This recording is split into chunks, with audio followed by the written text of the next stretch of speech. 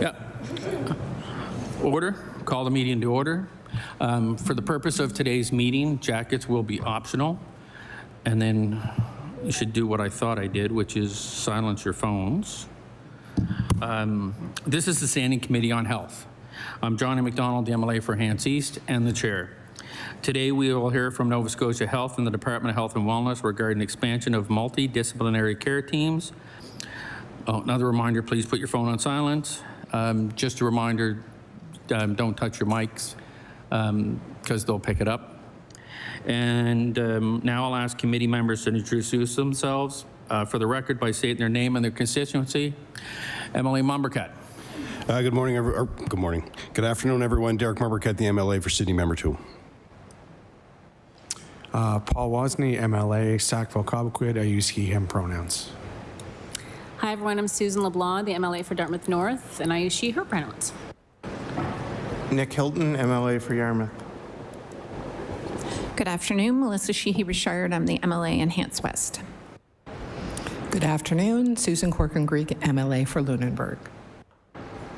Good afternoon, everyone. Adiguri Fadara, MLA for Clayton Park West. And for the purpose of Hansard, to my left is, they're going to turn your mic on. Gordon Hebb, Council to the Committee. And to my right? Robin Dan, Committee Clerk. Thank you.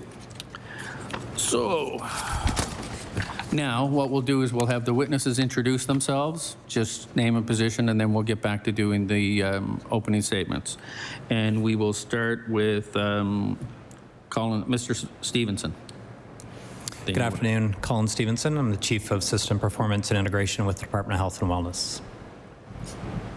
Good afternoon, Joy Knight, Senior Executive Director, System Integration at Department of Health and Wellness.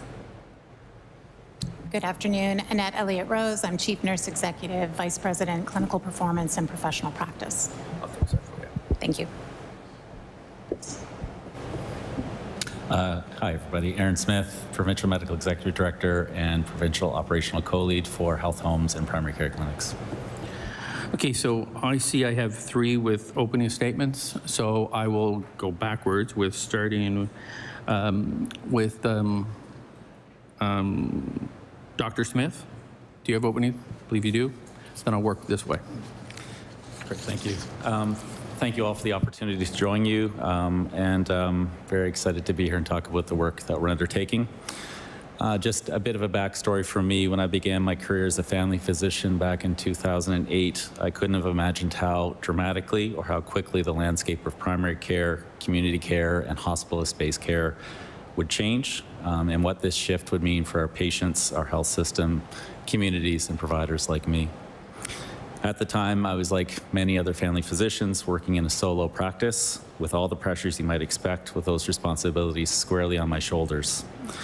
The things in addition to direct patient care that I was responsible for was to stand up and operate the practice, staffing, leasing, procuring supplies, health records management, financial, and the pressure to be available for my patients, everything they needed me to be. Despite these pressures, I took pride in delivering comprehensive care for my patients, responding to acute illnesses, managing chronic disease, facilitating and following up on specialist referrals and testing, staying on top of routine screening, and of course, supporting wellness and prevention services. When I started out, the concept of team-based care, where it wasn't just me to fulfill my patients' needs, was just gaining some traction, with new roles like nurse practitioners and family practice nursing introduced. As with most change, there was initially skepticism. We've never done things that way.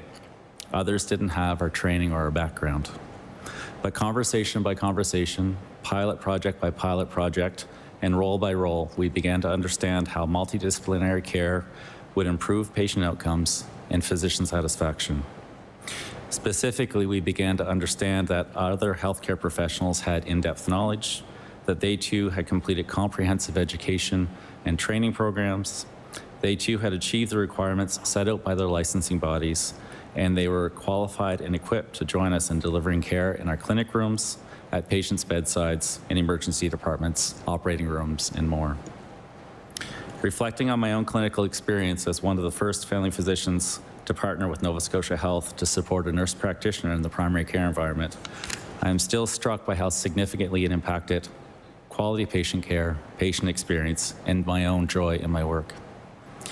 Similarly, while providing care for hospital-admitted patients, I am privileged to experience firsthand the impacts of working within a multidisciplinary care team alongside roles such as mobility support workers, continuing care support workers, and nurse practitioners, to name a few. Impacts including improved patient outcomes, holistic care of the person and not the disease, and improved patient flow through the hospital environment and into community. In my previous role as the Medical Executive Director for Nova Scotia Health Northern Zone, and more recently as the Provincial Medical Executive Director and Operational Lead for Health Home Transformation, I've also had significant responsibility and involvement in physician recruitment and retention efforts, both here in the province, across Canada, and internationally. And I can confirm that word is out about the benefits of collaborative practices in health homes in Nova Scotia, with candidates consistently expressing their desire to work within multidisciplinary team models that allows them to focus more on their patients and be part of a team that supports timely, appropriate, and comprehensive care. Positive patient experiences, improved access, improved outcomes, and more. As a striking example of this, all 89 primary care providers who set up shop in Nova Scotia over the last year were recruited into multidisciplinary and collaborative teams. Looking back over the past several years, we have so much to be proud of, and the momentum is still building. We have more work to do to ensure that Nova Scotians get the team-based care that they deserve, and we're working hard on it. Nova Scotia now offers several avenues to access primary care, most of which are supported and made possible through multidisciplinary teams. For example, health homes, virtual care in Nova Scotia, primary care clinics for folks who don't have a primary care provider, mobile primary care clinics, after-hours clinics, community pharmacy primary care clinics, and various other specialized programs. The landscape has shifted and will continue to shift into something even more remarkable in this province, even more impactful, thanks to brave conversations, bolder actions, and our shared commitment to innovate, adapt, and build the system that Nova Scotians need. A system where we commit fully to leveraging the knowledge, skills, and experiences we can all bring to bear for our patients and clients together. Thank you so much. Thank you. Next will be Dr. Elliott Rose. Thank you. Good afternoon. Thanks for having us here this afternoon. Across Nova Scotia, we have many multidisciplinary and interdisciplinary teams, as Dr. Smith shared, and they're exciting transformation that is happening in all areas of care. Their composition and areas of focus vary, but each team is ultimately focused on supporting Nova Scotians and their health needs. It's about the right care in the right place at the right time by the right provider. So whether it's the collaborative primary health care teams and access that Dr. Smith referenced, the teams enabling more patient-centered care in emergency departments, those working together to make sure patients move from the hospital into the place that they call home, or very specific teams like our orthopedic and spine assessment clinics, working to make sure patients get the assessments they need and to determine whether or not they need surgery. It's all about supporting care and meeting the needs of Nova Scotians. So it's a privilege to speak with you today and share some of the specific examples happening across the province.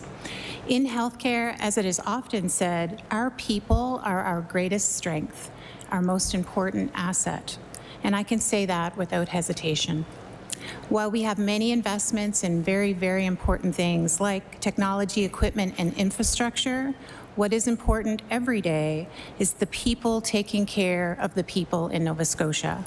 They're providing care that is timely, compassionate, competent, and considerate of the unique needs of Nova Scotians and the circumstances of each Nova Scotian and their family. More and more, we see that our strength comes not solely from the contributions of individuals or individual clinicians, but from the combined power we harness when we wrap collaborative, interdisciplinary, multidisciplinary teams around patients in a good, comprehensive, appropriate, and efficient way. Our experiences here in Nova Scotia, across Canada, and internationally demonstrate that supporting the health and well-being of patients takes a village. There are established and growing bodies of evidence and data here in Nova Scotia, evidence here in Nova Scotia and data and evidence nationally and internationally that supports team-based approaches. Connected care translates to the best care for patients, positive experiences, and health outcomes. Research highlights benefits such as improved medication management, reduced adverse events, better chronic disease management, and effective collaboration actually reduces duplication of services or redundancy of services. And as Dr. Smith had referenced, it's actually the way people want to work. So clinicians are looking for opportunities to come to Nova Scotia, to stay in Nova Scotia, and share their clinical talent. It's also an opportunity for us to think about how we advance collaborative teams, clarify roles and responsibilities, obviously communicate really clearly with Nova Scotians about who is providing their care. And it's about creating trust and respect amongst teams and trust and respect with Nova Scotians. At a time where we are fiercely competing with other markets for highly skilled health professionals, this is all so important. So as we seek to enhance care for patients and lead important changes that are contributing to Nova Scotia's growing reputation for an innovation, we are pleased to see examples of our collaborative teams. We get calls quite often, all of us think here, from colleagues across the country and internationally wondering what's happening in Nova Scotia and what are you doing? We want to learn more, and we learn from them as well. So Nova Scotia's introduction and expansion of registered nurse authorized prescribers, the introduction of a new program and the introduction of physician assistants, the growth of collaborative primary care teams, including pharmacy clinics, early assessment teams that I referenced before around surgical care, the regulatory changes that have happened over the last number of years, and the efforts for us to build up some of our internal teams differently is all changing the way that we provide care. And we're excited to share more details about that with you today. Multidisciplinary care teams are helping us create space for individuals, for professionals to work to full scope, to feel valued, respected, to do the work that they're educated to do, to respond to the complex care needs of Nova Scotians and their families, to break down silos. And the part of the multidisciplinary care team are not just clinicians. There are many people working in healthcare, and at the center of it all is the Nova Scotian. So as we work with the Department of Health and Wellness and other partners and healthcare teams, we want to advance connected, responsive, and reliable care for Nova Scotians. And we'll keep reimagining, we'll keep test and try, pilots, all the things that we need to do to get better over time. Thank you so much. Thank you. And Mr. Stevenson. Thank you. Good afternoon. And thank you for the opportunity to be here with colleagues from Nova Scotia Health and the Department of Health to talk to you today about multidisciplinary care teams. It's our vision that everyone should have access to comprehensive and connected care, backed by investments in infrastructure, technology, and people. It's an ongoing and evolving process, but one that has yielded positive results. Fewer people on the Need a Family Practice Registry, people choosing a more appropriate care option instead of presenting to emergency departments, helping patients in hospital return to where they call home sooner. At the core of these and many other examples are multidisciplinary and interdisciplinary care teams who work independently and collaboratively to share information and coordinate care for patients. These teams exist throughout our healthcare system. They work in acute care, ambulatory and primary care settings. They work in community and in hospital. The work of the department and the Health Authority is to support the continued growth and expansion of these teams. We do this by ensuring we have the right composition of providers to provide the best care, by supporting providers to work to their full scope of practice, and by matching the skills of providers and care teams to the needs of communities and patients through focused recruitment and retention efforts. We have improved access to primary care because we have brought together a breadth of services like mobile clinics, virtual care, community pharmacy, primary clinics, and health homes into a system of care. We're wrapping healthcare programs, services, and teams, both in person and virtually, around patients where they live. We're creating connection between people and healthcare professionals and providing options for care while we do that. In acute care, we've implemented technology like the Care Coordination Center and expanded the hours of multidisciplinary and interprofessional teams. These improvements help people return to where they call home sooner, with the right resources to ensure success and safe recovery. We've made improvements in emergency care and with patient advocates, waiting room providers, physician assistants, and introducing virtual care. All measures to help reduce overcrowding and wait times. The ability to work as part of a multidisciplinary or interdisciplinary team is an attractive option for many healthcare providers because of the opportunity for collaboration and added care they can provide to patients. We've made regulatory changes like the Patient Access to Care Act that improves recruitment and licensing processes and provides us with greater flexibility and ease to expand scopes of practice to meet the needs of the system and patients. We know healthcare providers want to work to their full scope of practice, and we want that for them too. We've expanded the scope of practice for imaging and radiation therapy professionals, lab assistants, chiropractors, physiotherapy, paramedicine, nursing, and pharmacy. In fact, pharmacists in Nova Scotia have one of the broadest scopes of practice nationally and internationally.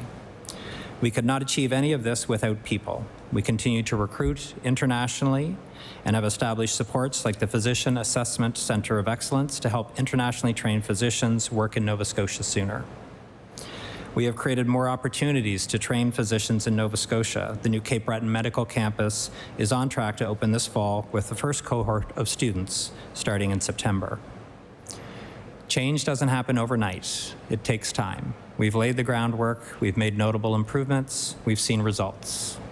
Now we seize that momentum and continue to fulfill our shared vision of a healthcare system that provides comprehensive and connected care to every Nova Scotian. Thank you, and we look forward to answering your questions. Thank you. So as the common practice of the committee, it's 20 minutes per caucus. At the end of 20 minutes, I'll have to say sorry and interrupt you. We'll start with the NDP, and I guess it'll be Emily LeBlanc. Emily LeBlanc. Thank you very much, Mr. Chair, and thanks for being here today. I do want to say that we were really anticipating the presence of Karen Oldfield, the interim CEO of Nova Scotia Health, to be part of this panel, or part of the witnesses today, and we only found out last night that she wouldn't be in attendance. So I just want to, say that we are disappointed that she won't be here to answer questions. I'm very happy to see both of you to answer questions on behalf of Nova Scotia Health, and I have a lot of them. But I'm hoping that we have another topic in August coming up where Nova Scotia Health is invited as well, and I'm hoping that Ms. Oldfield will be there for that meeting. So I appreciate all of the opening comments, and it occurs to me that, when I was thinking about this topic, I was thinking about primary care in particular, multidisciplinary teams and collaborative care teams in primary care, and I'll talk more about that in a little while. But there, as you have all pointed out, there are a number of ways to think about collaborative and multidisciplinary teams.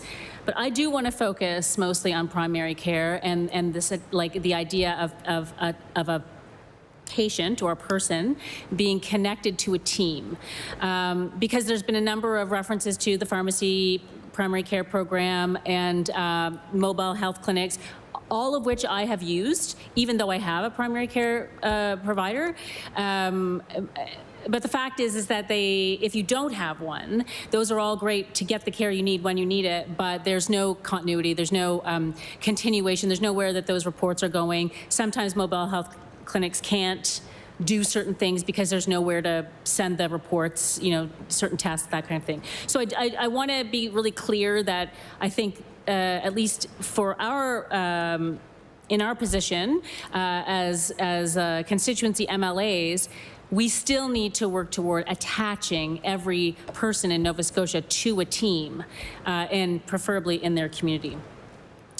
So that being said, in 2021, when the Liberal government left office, there were around 75,000 Nova Scotians without a family doctor. Last summer, that number surpassed 160,000.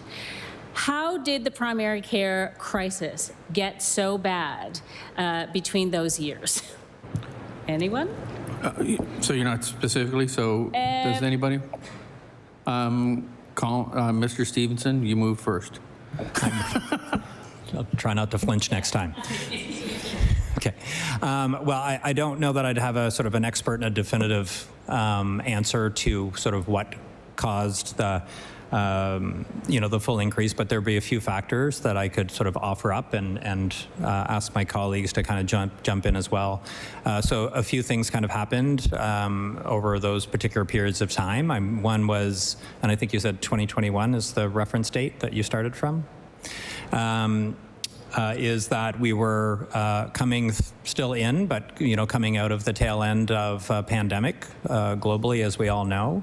That created a lot of pressure on the healthcare system, practitioners, administration, staff throughout the system.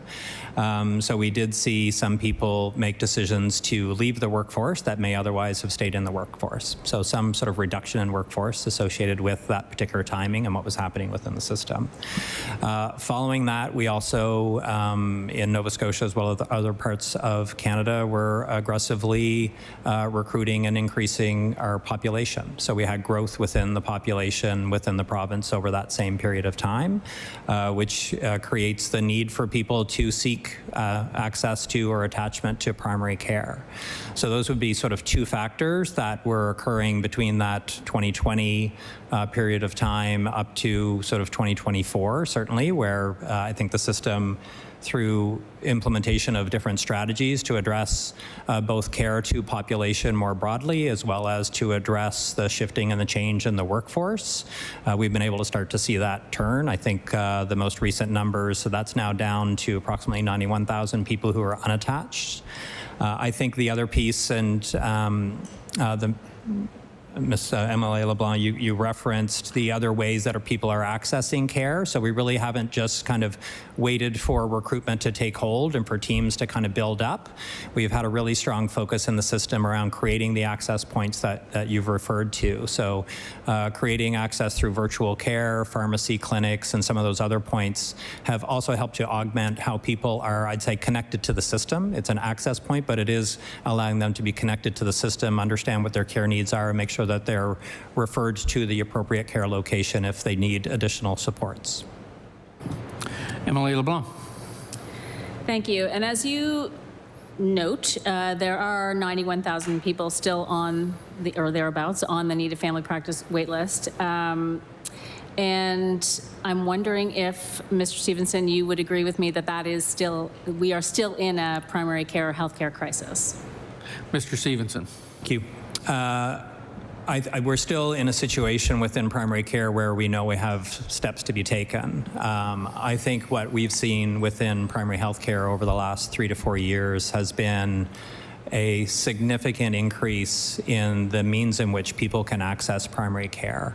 So within the, I would say, the collaborative practice or a primary care practice environment itself, there were over 2 million appointments from sort of April to November of last year, which is about 2% more visits than what occurred in the previous time frame.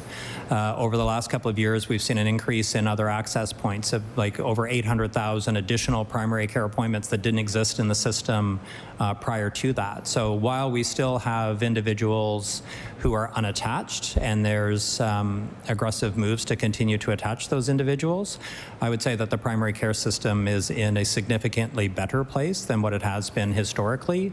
One, because of the growth in the opportunities for people to see a primary care provider, either through their own attached provider or through other means, which is really creating a stable system. It's creating an opportunity for people to get care sooner than what they would have otherwise, and be able to ensure that they have good continuity of care and follow-up. MLA LeBlanc. Thank you.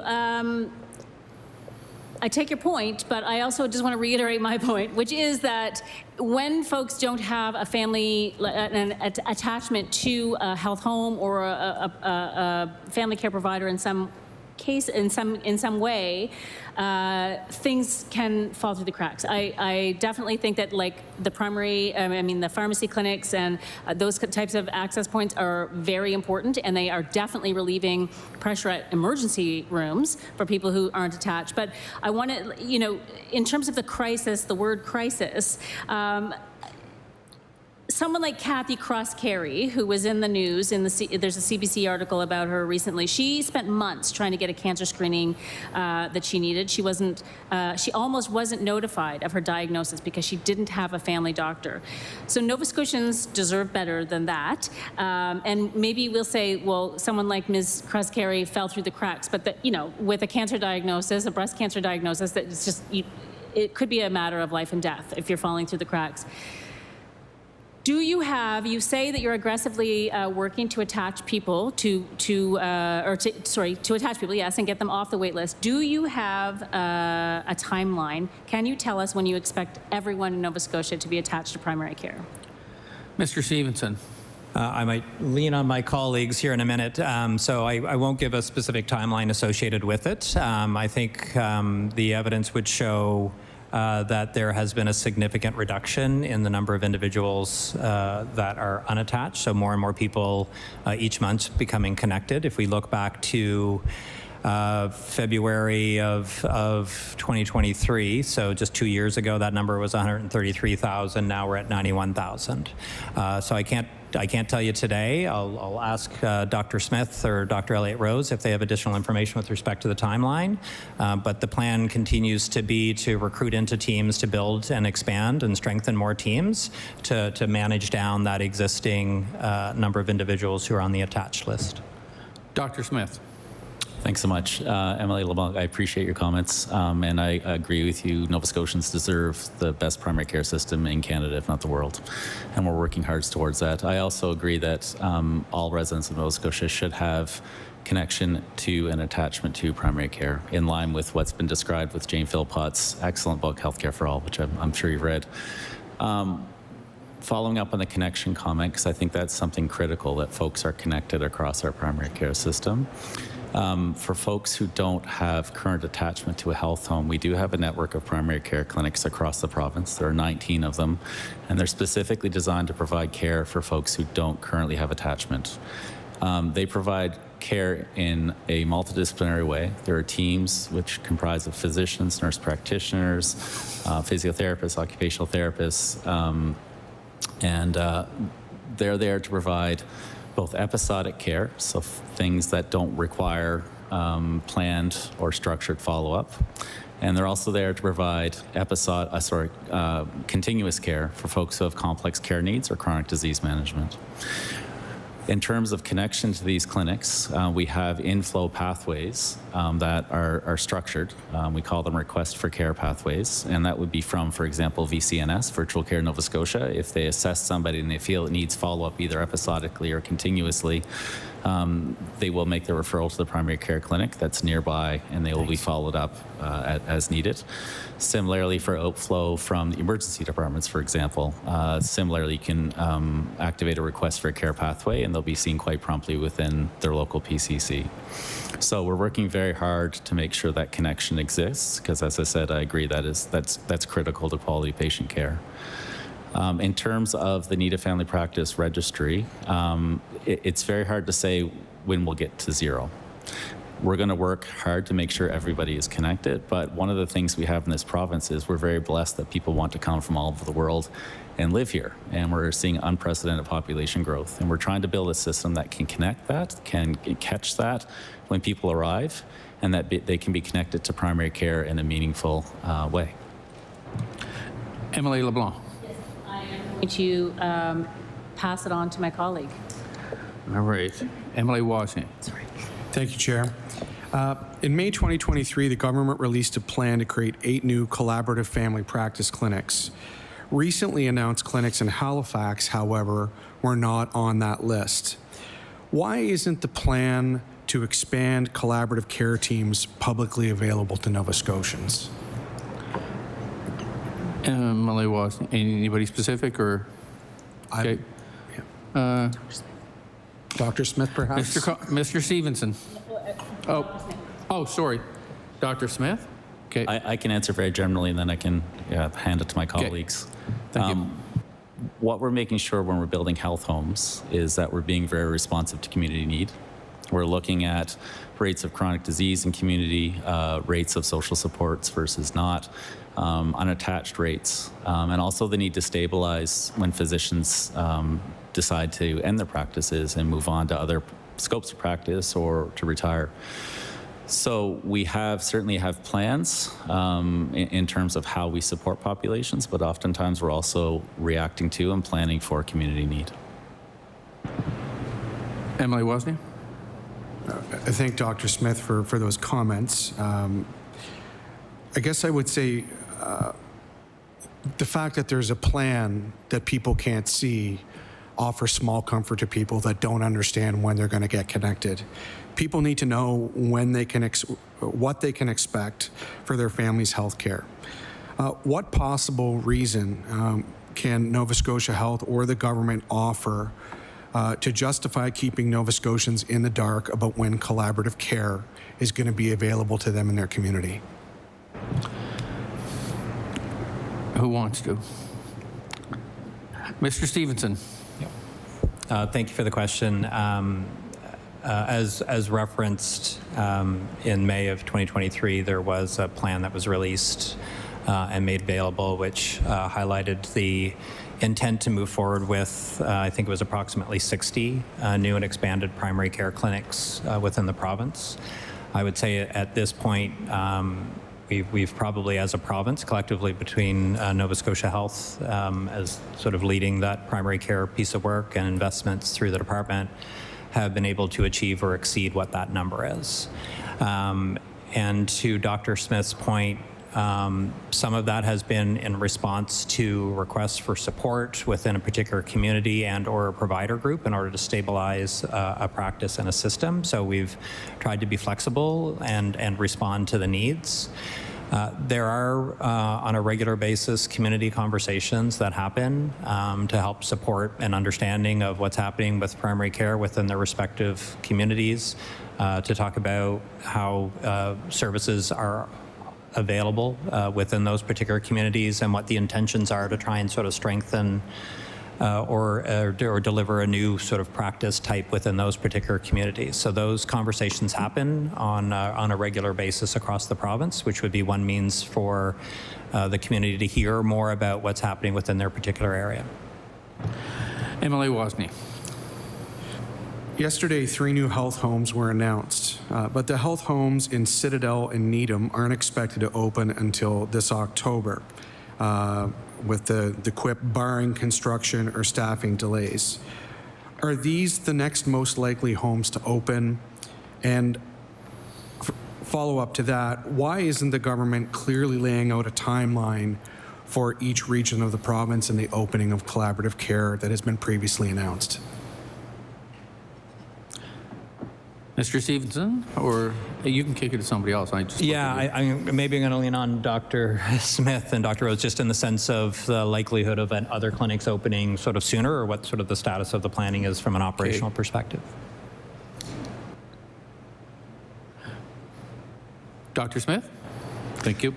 Yeah, so we were excited to announce the new health homes. As in the announcement, this will eventually provide attachments for folks and their families for approximately 20,000 people. As you are aware, there's lots that go into these opening of these health homes, including the infrastructure, the setup, and also making sure that we're building and supporting the multidisciplinary teams that practice within. So again, the folks like family physicians, NPs, family practice nurses, occupational therapists, social workers, what have you.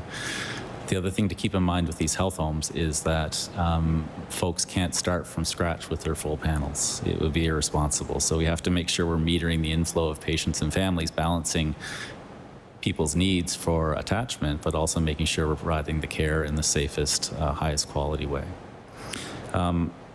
To my knowledge, these, at least in Central Zone, are the highest priority and will be next up. Coming up, but we have health homes across the province in various stages of maturity. One of the other things we're doing to support health homes across the province is we have what's called a practice support program. So within Nova Scotia Health, we have expertise in terms of not only patient care and interdisciplinary care, but also in terms of the mechanics of running a practice.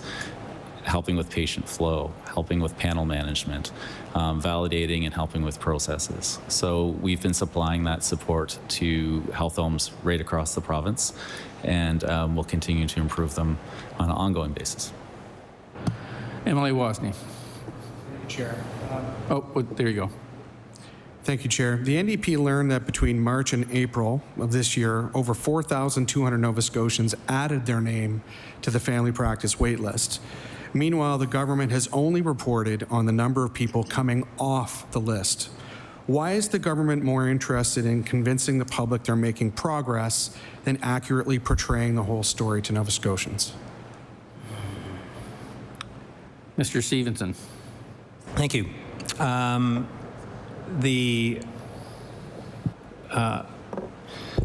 the numbers, continue to kind of move down. So I'll kind of start with that. And what we do from a Department of Health and working with Nova Scotia Health is make sure that we're accurately collecting and reporting on the numbers related to the Need a Family Practice Registry. So the number that's reported is a net number. So it takes into consideration the increase in people on the registry, which could be because they're new and moved in, or they've lost their healthcare provider, and the number of people who have been attached. So it's an accurate number that actually reflects what the shift and the change is. Some months there's a bigger shift than others in one direction or another. We've been I would say sort of fortunate in the sense of all the work that's been done over the last number of years around recruitment and sort of planning and building towards health home and collaborative practices has been able to create a more stable trajectory of those numbers going down, which is what's reported.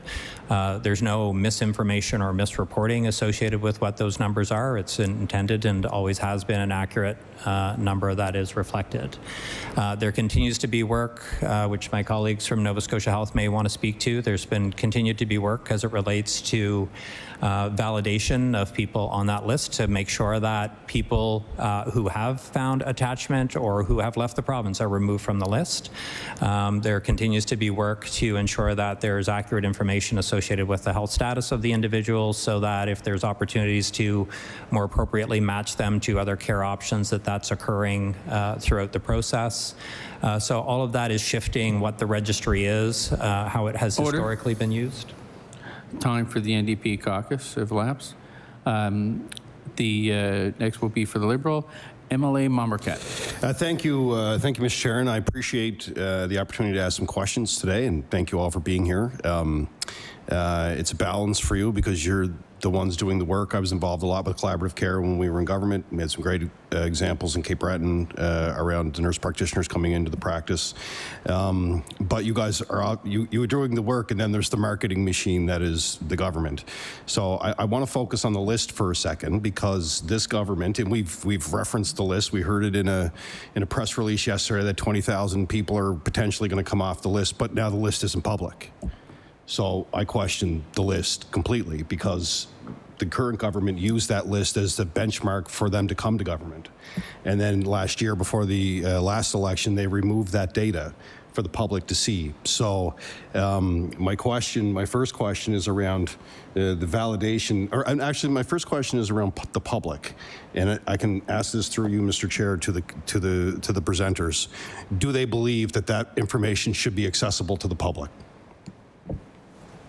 Who specifically are you asking that for? Thank you, Mr. Chair. I'll ask Mr. Stevenson. Thank you. Mr. Stevenson. Thank you. So I feel like I can kind of pick up a little bit from where I was from the answer, but so yes, so like it is the intention of the health system to continue to make the number of people on the registry public, so that we can continue to build an understanding from the public around the impact that the changes are having on people's ability to be connected to the primary care system. And so it's important for people to know that, and that is a commitment, and that will continue to happen. I think, as I was saying, we continue to see a shift and an improvement within that number, and that is as a result of the contribution of the work that's happening around recruitment and building of health homes. And as we're here talking about today, the importance of multidisciplinary teams in how that sort of stabilizes care, stabilizes the workplace, and has more people more interested to kind of come and work in Nova Scotia. And all those things kind of contribute towards that ability to continue to move people off of the list, which is what our commitment is. As I was saying, there's a lot of effort that's been going on to validate the information that has been historically collected.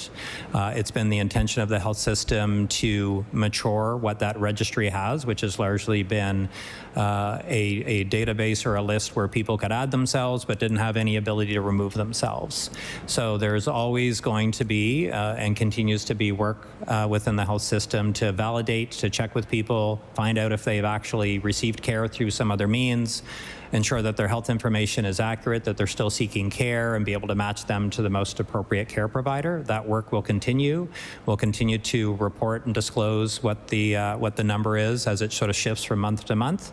And I think it's also important for the public and members to understand that the information associated with us does help from a system planning perspective. There is an understanding. It's not the only information that actually is used within the system, but understanding the number of people on the registry, even at a broad geographical area, helps us to understand what needs to happen from a workforce planning perspective, from an infrastructure perspective, how we actually link different access points to care, where we may have gaps within care. So all that information is important, and the registry is a very active tool for us today. MLA Momberkit. Thank you for that, and I still think it should be public. This government, through you, Mr. Chair, removed that information for people to see. And the government used that information on a daily basis when they ran to become government. So I would reiterate that this current government removed that information. They removed the information by zone. And because of that, it makes, through you, Mr. Chair, the presenters' jobs more difficult because Nova Scotians have questions. To your point, there are gaps in the system. There are some pretty significant stories, and people are working very hard. But I use the Cape Breton Regional Hospital, for example. The ER wait times are the highest by far. Ambulance offload times are up 300% in Cape Breton. So there are some significant challenges, and people, because I come from this from experience as someone who was a former cabinet minister. People every day were following that information. Healthcare providers were following that information, and it was public for everyone to see. So, I really wanted to get that point ahead. Is that information should be public. You're referencing an announcement yesterday that you're going to take 20,000 people off of the list. The government's going to take 20,000 people off the list, Mr. Speaker. Show the public those numbers. You know what I mean? Like, it's one thing to break it down by zone, celebrate that instead of taking that information away from people. So my question leading up again, and it's on the registry. How do you define, and I'll ask Mr. Stevenson, how is it ultimately defined someone comes off the list? Is it because they have access to a doctor, or is it because they went, for example, they got care through a pharmacy, they got care through someone else? How does someone ultimately be taken off of that list? Mr. Stevenson. I am probably going to pass this down to my colleagues from Nova Scotia Health. Nova Scotia Health actually manages the registry and the placement of people from the registry to practices. Dr. Smith, I'm guessing you're nodding. Thanks for this. It's an important clarification. So when we talk about attachment, we're talking about longitudinal attachment to a team, whether that team be a physician and other interprofessional multidisciplinary folks, or whether that be another provider such as a nurse practitioner. So if somebody accesses care episodically, it wouldn't be attached. It's the longitudinal care to a team or an individual. Emily Momberkit. And so just and clarify, just so I'm getting it right. So when you say a team, it would be a collaborative care team that would include access to a family doctor within that team. So they would have a doctor. Dr. Smith. Okay. Yeah, and just to clarify a bit, as we were talking about today, multidisciplinary teams, that's how I frame my answer. But it also may be attachment to a family physician, primary care provider that isn't part of a team within the province. But once we have that longitudinal attachment to either an individual physician or a provider within a care team, we would count that as attached, yes. Emily Momberkit. Thank you, Mr. Chair. And my next question is around the announcement from yesterday. And I go back to, you're doing the good work of the people as people who are trying to navigate a massive marketing machine, which is this government, who came out yesterday and essentially said they're going to remove 20,000 people by October from the need a family practice list. So through you to the presenters, and I pass it over to maybe health and wellness. Just to confirm, do you feel that 20,000 people are coming off the list in October? Dr. Smith, are you taking that? Or I'm asking? I can take that, yeah. So within these clinics, how they're structured, what the planned staffing model is, I feel very confident that we'll be able to take these folks off the list. Again, though, I'll clarify that this isn't going to be on day one. To take care of these folks in a responsible way, we have to make sure we're onboarding them and that we understand their health needs as they're coming into the practices so that we understand how the teams can be best positioned to support them. So I feel confident that the teams will work very hard and that they'll attach all the folks they can.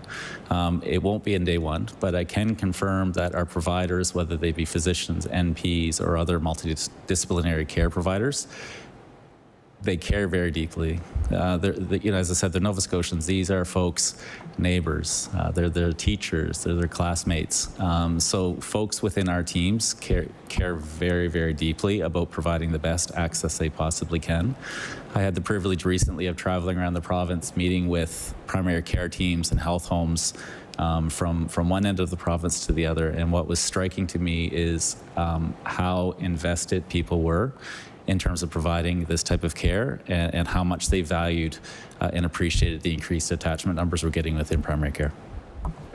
MLA Monberquette. And thank you for that. And the reason why I ask these questions is because you're absolutely right. I had the privilege of working with some great folks on the healthcare redevelopment in Cape Breton. Tough decisions, worked with some great doctors around collaborative care centers on the island too as well.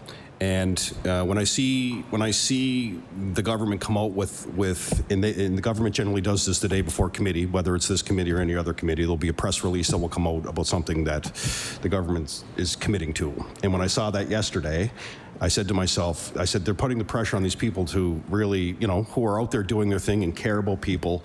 They're telling Nova Scotians that 20,000 people are going to come off the list. And there's a ton of work that has to go into that. And they're also referencing a list that they no longer want to show the public. And obviously, we're going to ask questions about that because when you see an announcement come out where construction is not complete on the buildings, I know people are working hard to staff them. They're not fully staffed yet. You're coming out telling Nova Scotians, oh, that list that you can no longer view, we're going to take 20,000 people off of it by October. So it's, to me, I don't understand why they do that. These collaborative care centers are supported. They have been supported by all political stripes over the years. These have started long ago, the concept around them, and they continue to build and they continue to evolve. The nurse practitioner piece was a big part when we were there, bringing that piece into the team.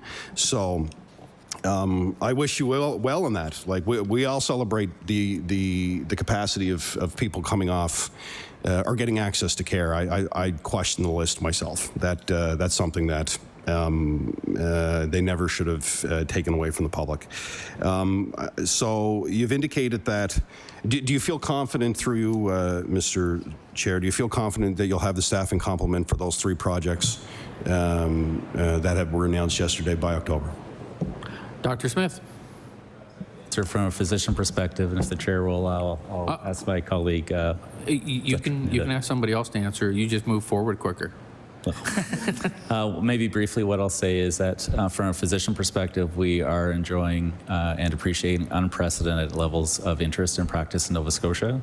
We're welcoming people from all over the world, and physicians are joining our team, not just in primary care, in specialty services, in numbers that are unprecedented and generational. So our recruitment team is working very hard right across the board, and Nova Scotians are benefiting from that. I think it's not just the number of physicians we're getting in, but it's also how we're supporting them in terms of our onboarding supports, our practice supports, and also again, ensuring that the teams are in place to practice in the way they would like to practice, which typically is in collaboration and with multidisciplinary team. And perhaps I'll ask Dr. Elliott Rose to elaborate. Dr. Elliott Rose. Yeah, thank you for the question. And building on Dr. Smith's comments, we did see 253 physicians recruited last year. 89 were family physicians, so it's a great success there. And for all clinicians, they are looking to work in teams more so than ever before, and so that's a significant recruitment effort. For the other professions, we did see this is Nova Scotia Health specific, so there were 998 nurses who were recruited to Nova Scotia Health last year, and a significant gain there. And many of those will be working in primary health care as family practice nurses, as registered nurses who are authorized prescribers, and as nurse practitioners. We did also see a growth in all of our priority professions in allied health. Some of the numbers are small for some of them, but significant growth for like net new for most of them. So again, some targeted recruitment efforts and also some broader recruitment efforts. We have an active campaign in the United States, so we are seeing lots of interest from the United States, and of course some collaborative connections with other countries as well. So lots of good success. Emily Mumbergett. Thank you, Mr. Chair, and again, I appreciate the comments. But I do want to go back to I'll finish by saying this on this, and I appreciate the work that people are doing. But yesterday, the government announced 3 projects, and 20,000 people are coming off the list in October. That's not the folks that are here, but that's the announcement, and that's the marketing machine that that we're seeing from government. You know, we know that staffing is a process. We know that to staff a collaborative care center, you want to be unique to a community. But when I see announcements like that, and Nova Scotians would expect that 20,000 people are coming off the list in October. So I'll ask this question again. And anybody can really answer this. Again, it goes back to the attachment list. The government is announcing that 20,000 people are coming off the list in October. Is that going to happen? Mr. Stevenson. Maybe a little bit of echoing Dr. Smith's comments. And Dr. Elliott Rose. So confidence in recruitment has been good success over the last couple of years. And the efforts with respect to scope of practice, gateways to recruitment, gateways to training are all in place. And as I kind of said in the opening remarks, it's really just our opportunity now to continue to mobilize that work. And really, we should be able to continue to see unprecedented growth in care providers within the province, which means higher quality care for Nova Scotians, both from an access perspective and the type and the quality of care that they receive. The numbers of people on the registry that get attached to those particular clinics, or the providers and practices within those clinics, will be exactly as Dr. Smith has indicated. When they are attached to a provider within a practice or to an individual provider separately, that is when those individuals will come off of the list. The number of 20,000 is a real number based on the composition of the teams and the intention around recruiting and what that collective group of providers should be able to provide as a service to the population or to their specific geography. So we have confidence in the ability. The timing associated with it will be as providers are onboarded and as they gradually increase their sort of practice size. Emily Mumbergett with just under 4. Thank you, Mr. Chair. And I'll go back to a comment you said earlier, Mr. Stevenson, around emergency care and how emergency care is improving. And a lot of good people are working day and night, doctors and medical professionals in communities across Nova Scotia. But there are some cases, and we're hearing from families. And I've referenced the Cape Breton Regional Hospital and the extensive wait time there. I've referenced that ambulance offload times are up 300% at that hospital. So my questions for you to Mr. Stevenson is, based on your comments about the improvement of emergency care, what do I tell the folks in Cape Breton about what steps are being taken to help improve that, because it has gotten drastically worse over the years? Mr. Stevenson. Thank you very much. Exceptionally important topic and part of the system. And, I would say that what we want to be able to do for Nova Scotians is build confidence that the system is there to support them.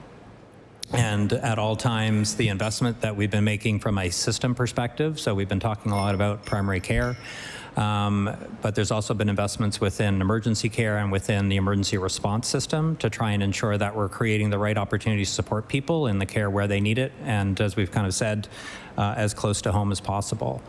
The increased investments in pharmacy clinics and virtual care and collaborative practices are having an impact on the emergency departments. We are seeing for like populations, as we see an increase in the utilization of pharmacy clinics, we are seeing a reduction in lower triage levels or lower acuity of care patients that are having to go to the emergency department. The evaluations associated with virtual care Nova Scotia, where people are accessing care either the full service or through the virtual care light or basic service. A high percentage of the individuals that are responding are saying if they didn't have access to that service, they would have gone to an emergency department. So the initiatives that are being implemented to support people and get them connected to the right type of care are making a difference. The investments that we're seeing within the emergency departments themselves for advocates, different types of care teams, so rapid assessment zones and a split flow model where people are triaged and provided care or given access to virtual care in emergency department are starting to have a change within what people's experience are. So appreciate that the individuals within your riding may not be sort of feeling it, but want to sort of build confidence that we are seeing the results take hold, and it's an opportunity to continue to spread those. We know that ambulance offload times have had about a 150-minute reduction across the province on average. So we're seeing sort of a change there. The time to transfer a patient from the emergency department into an inpatient bed has reduced. So that's having a positive impact on emergency care and people waiting for services, which has a cascading effect. We've had more time through some of those measures and the access through primary care, being able to give back to ambulances to get back on the road. So there's been an increase in the hours of actual ambulances being able to respond to people, which has a positive impact as well associated with the care that individuals within all of Nova Scotia, your riding included, would have a benefit of. So I think the message really is that we just, as I said, we've laid foundation, we're making changes, we're seeing improvement, and the work's not done. We just need to continue on the path that we are. We need to continue investments around training people and onboarding people. We need to continue investments around primary care with a real strong focus of getting people attached to teams that we've been talking about, and continue to make sure that we've got... Order. Sorry. That's 20 minutes for Liberal Party. MLA Father A. Good afternoon, everyone. Once again, I want to say an incredible work Nova Scotia Health is doing in the Department of Health and Wellness. I think what we're doing is something that we can truly be proud of. Mr. Chair, I wanted to just highlight an earlier statement that was made by, I think, the NDP Caucus regarding the interim CEO for Nova Scotia Health Authority. This is a government topic, and I remember clearly that our name was not included when we were doing what's it called, agenda setting. So it's not an issue about her having to apologize or her having to miss this obviously important session. So I just wanted that to also be on the record that she was not part of the agenda setting, and just wanted to state that because I did realize that was echoed at some point in time. Okay. Also, I just wanted to, I want to quickly ask a question, but I'll give a bit of a preamble. I know yesterday I had the opportunity to, on behalf of the Minister of Health and Wellness, to make those announcements, and I was very careful in the words that were used. I know that one of the things we said was that the two other HRM homes will be operational by October. And we said when it's fully operational, we're going to be having 20,000. Because I know that there's been a lot of conversation today around October being when 21,000 people were. No, that's not what I said. I could refer back or I could share my notes at any point in time regarding what I said. I said it was going to be operational, that renovation work is going to start on the two other HRM, areas that we're looking at. And when they are fully operational, we're going to be able to have over 20,000 being observed from the Needed Family Practice Registry. So that's what I said yesterday, but just wanted to state that. One of the things that I wanted to quickly ask, and this is for anyone, whether in Nova Scotia Health Authority, is we from yesterday's announcement, we can see that we're adding more and more collaborative care centers all across, Nova Scotia, from Dartmouth to Antigonish to Sydney to Pictou to Shelburne to Eastern Passage to the Mastertown to Amherst and the like. So we can literally see that this is cutting across the whole of Nova Scotia, right? So the question I want to ask is, could you outline how these collaborative care clinics work for both the patient and the provider for perspective, because we talk a lot from, as oppositions and as whatever, but I want us to talk more from the perspective of the patient, more from the perspective of the provider, and how does this model maximize the number of patients which are attached and seen? Anyone from Nova Scotia Health Authority can, if, okay, cool. No, Dr. Elliott Rose. Thank you for that question. And we're very excited about the announcement yesterday around the health homes. And we know that it will take some time, of course, to get things established. And when we look at collaborative care generally, there are a number of advantages around multidisciplinary teams and collaborative care. So I mentioned in my opening comments around the right provider at the right time, for the right purpose, right, for the right health need for Nova Scotians. And really when they're attached to a health home and attached to a primary care provider and connected to a team in the health home, and they have a particular need and they come in for an appointment, that need is matched to the best provider or providers. So I'll give some really concrete examples. If you have some needs related to housing or food security, really the best person for you to see is a social worker who navigates the system, knows all the community connections, and can help you connect to the best resources in the community in that local area. If you have the need for your medication to be reviewed, so really looking at interactions between your medications, a pharmacist is the best person really to look at your medication review and make some recommendations around interactions between medications. If you have a chronic disease challenge, maybe you need a few different providers involved in your care, and your point person can be your primary care provider, a physician or a nurse practitioner who can coordinate your care. Maybe you need a referral to a specialist. That referral will go on. So for the Nova Scotian, you would connect in with that team, and they would match you in a coordinated way with the best person to provide your care in that moment. And then you'd also have members of that team wrapped around you who are looking at all the pieces of what being you is all about, right? And health is bigger than illness. Health is about the social determinants of health. It's about wellness. It's about self-management. And all of those resources will be part of, or are part of, the health home team. So really it's about a patient-centered journey in the health home and connection to health need. I don't know, Dr. Smith, did you want to add to that? Dr. Smith? Thanks so much. Just to build on Dr. Elliott Rose's comments, in the collaborative shared care model, another important thing to note is that the information is also shared. So, for example, if a physician sees a patient and then subsequently a continuing care support worker sees the patient, they can see on a shared record what's been done in the conversations that are having that have been had, which will really positively contribute to the coordination of care and ultimately better patient outcomes and patient satisfaction. MLA Father. One of the things that's very clear is a lot of innovation goes into this. I see that the conversation has been broadened by Nova Scotia Health from just being what will you call it, tunnel vision, but making us see that it's actually a much bigger picture. That's why I seem to hear today.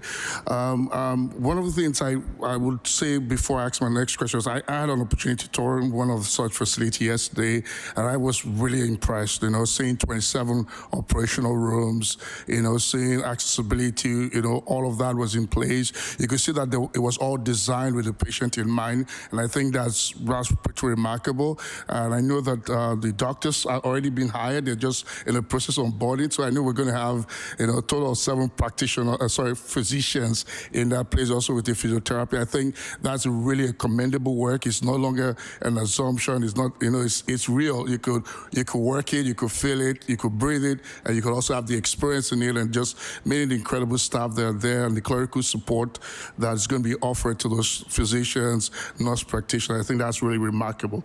I just want to ask my final question about, because we talked about this care, right, this multidisciplinary care. I would love us to be able to talk about what are the various professionals that are going to be involved in that care so that people can have an understanding. I was able to meet some of them, in the course of my experience yesterday, but I'm just curious, were you willing to be able to expatiate or elaborate on those various professionals, disciplines that will be part of that, and also what are the benefits of such team and how the shift, is how this is a shift from how health system was previously designed, because like we know, this is really innovative. This is very different. Thank you. Anyone from Nova Scotia Health? Okay. Dr. Elliott Rose. Thank you for that question. So I can reference some specifics around the number and types of providers and clinicians who are part of those teams. And thank you also for referencing clerical staff. Sometimes we forget that there are many people providing services to Nova Scotians, which is absolutely important for that direct care. But we forget that there are many people in behind the scenes making care happen. And so there are people who are booking patients for care and following up, and some people who may not even have direct patient connections and public connections, but they're still part of the team. So we have, and this is head count as of March 31st, 2025. Interprofessional team members working in Nova Scotia Health Homes include 536 family physicians, 125, almost 126 nurse practitioners, that's at FTE, 133 family practice nurses and registered nurses. Some of those also are authorized RN prescribers, so that means their scope of practice is such that they can prescribe for some minor illnesses, which improves access, of course, for Nova Scotians. We have 44 licensed practical nurses, almost 39 social workers. Again, this is shifting to FTE. 17 full-time equivalent registered dietitians, almost 8 FTE pharmacists, occupational therapists, 5 of those. 13 other team members, so clerical will be some of those other team members, and then more than 125 who are working to make sure care happens in a good way. And from a patient perspective, collaborative care is really about improving patient experience and outcomes. So when patients have their health need matched to the right provider, then that's going to be an improved service for them.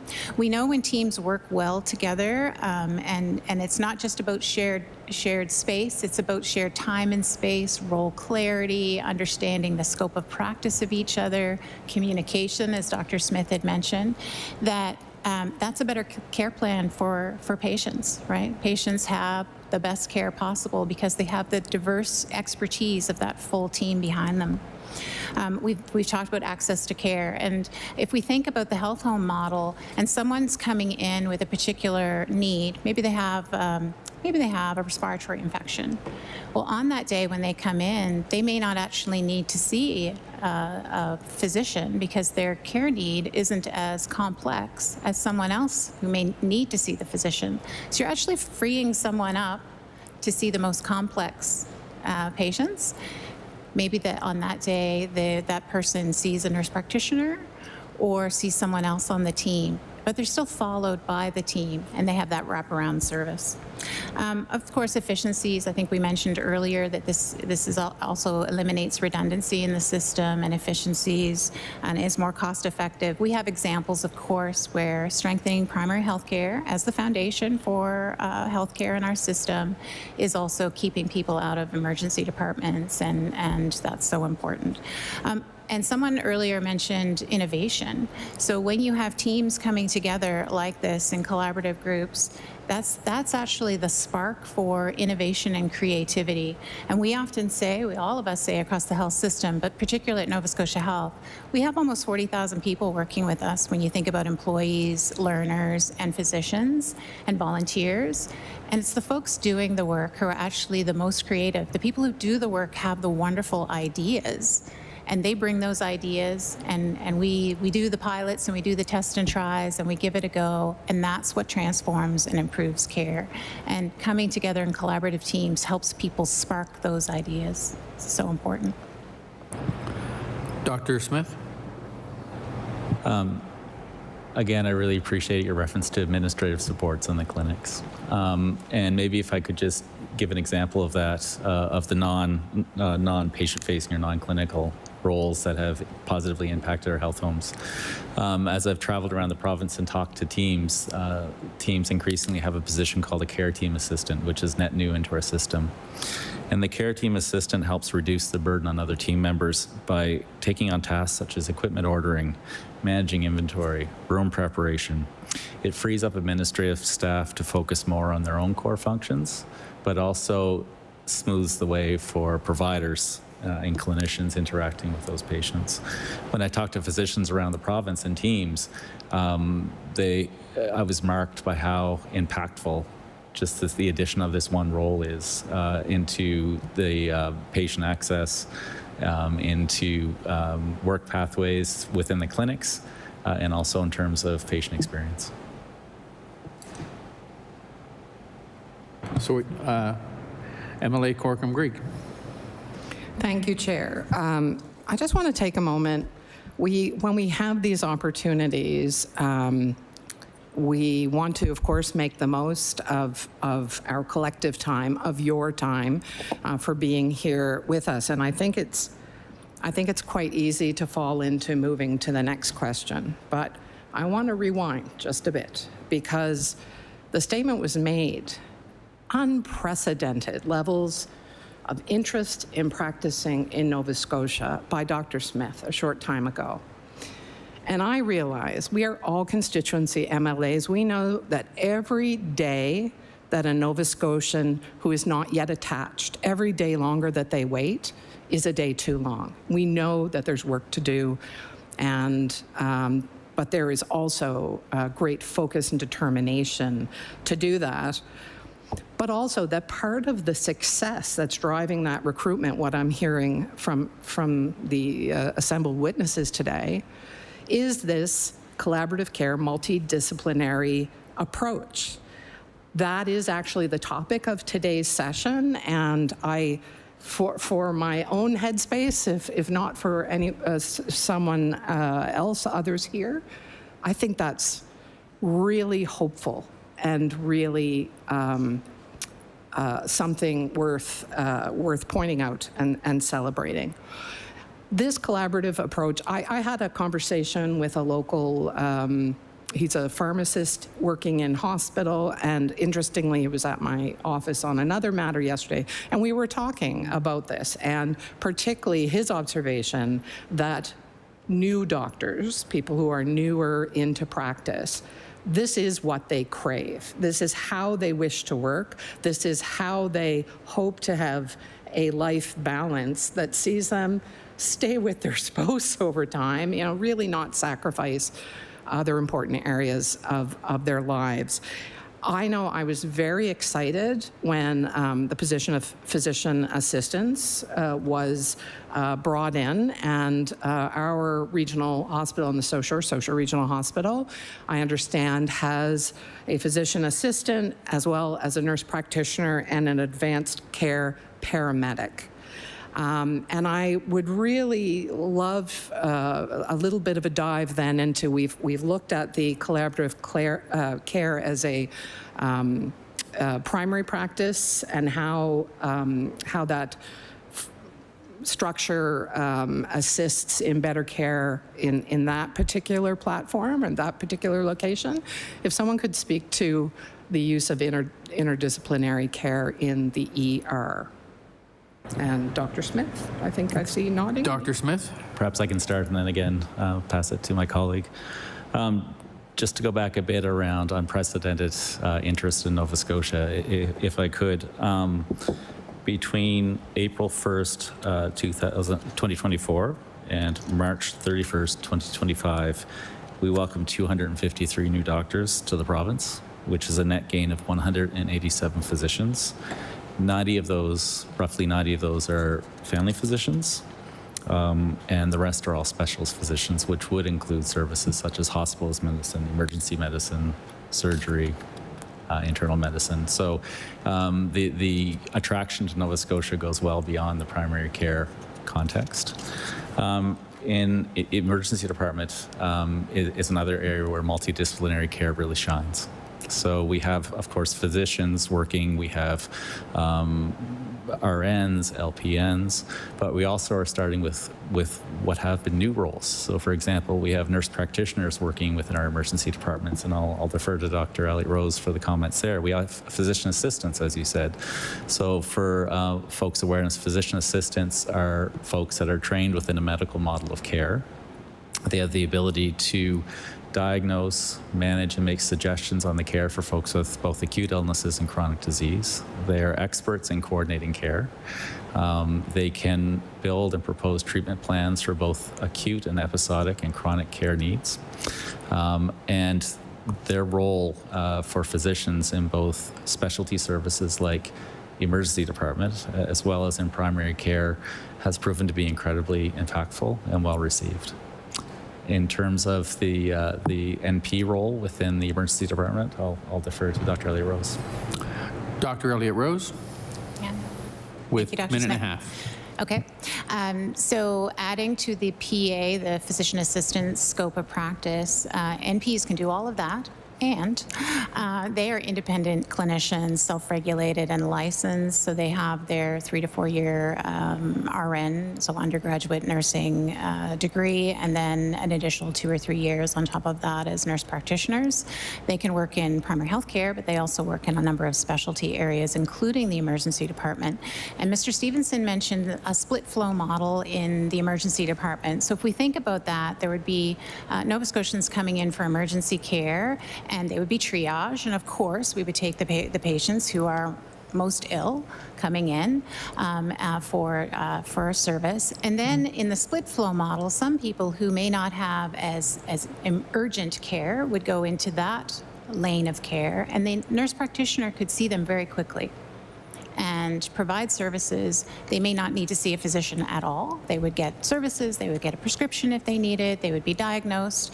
And the wonderful thing about our legislation here in the province is that it supports full scope practice for many clinicians, including NPs, and nurse practitioners can both admit and discharge. So if they needed to be admitted to the hospital because their care was more, their needs were more complex, then they would be admitted to the hospital as well. So NPs, we have waiting care assistants who are re-triaging and connecting in with people as Order. You know. Oh. Sorry. So the based on the calculation, it's going to be 11 minutes each. So the NDP is it Emily LeBlanc. Thank you very much, Mr. Chair. And I've heard so much that I want to comment on. Obviously, 11 minutes is not going to do it. But I want to talk about the Dartmouth North Clinic, the Wise Road Clinic. Yay! And so just in case people don't know about the clinic that has just opened, it literally was the advocacy of, and like 11 years of community advocacy, grassroots, moms in Dartmouth North saying there is not enough services here. We need stuff happening in our community for our community by our community, which is not quite achieved yet, but in some ways it is. And so I'm so pleased that it's actually open. The team, the Dartmouth North Community Health Planning Team, which I'm a part of for 8 years now. We got a tour the other day, and we've had a supper with the doctors that were in place, and the nurse practitioner and the nurses, and it's like kind of a model to look to.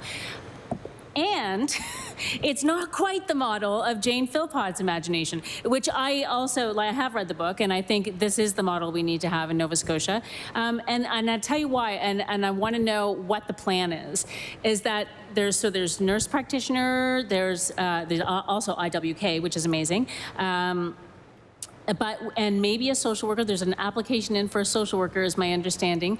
But in terms of the picture that you're painting, Dr. Elliott Rose, which I love, I don't see the plans for that. And I'm wondering about, so is the idea that we're just paneling up, getting people attached, getting people to their primary care provider, and once that is kind of done, is there a plan for those allied health professionals? So if Dartmouth North was to have a social worker, that's a great idea. And in fact, years ago, when we planned with Nova Scotia Health about what we would want to see in such a health home, we talked about chronic disease management, and we talked about social work, and there was one other thing, like geriatrics, basically. And so, so maybe that's like a continuing care advisor or something like that. But anyway, so what is the plan for that in the whole plan? If you can answer that real quick, are you paying attention to that?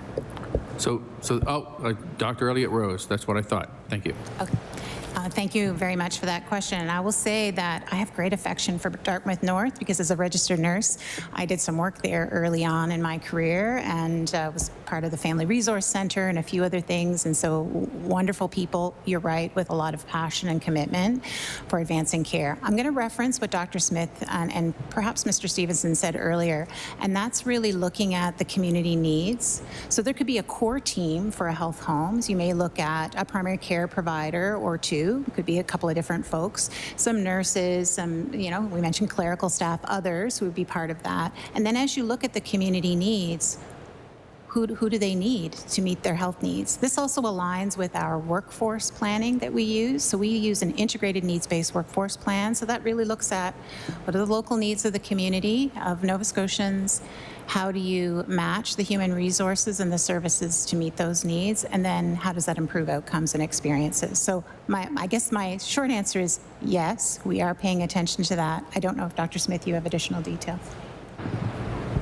No? Okay. MLA LeBlanc. I just have a number of questions.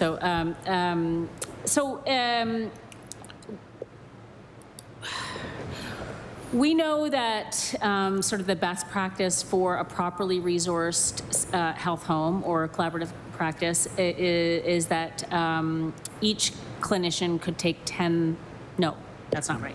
That each clinic could take 10,000 patients. How many at the time, like in Nova Scotia right now, how many of our health homes or collaborative clinics have 10,000 patients attached to them? Who's going to guess that one? Dr. Elliott Rose, or is it Mr. Stevenson? Mr. Stevenson. I'm looking down at my colleagues, and I don't know if any of us would actually be able to give you an answer on that today. So the clerk Smith, can actually send a note back to get that answer later? Yeah. That way I don't eat up all of MLA LeBlanc's time. MLA LeBlanc. So, in Dartmouth, again, the health home, I understand that it will have the capacity to take 6,400 patients off the wait list when it's fully operational. And it sounds like the Death Star when we talk about that, by the way. When it's at its full capacity, I hope it's not the Death Star.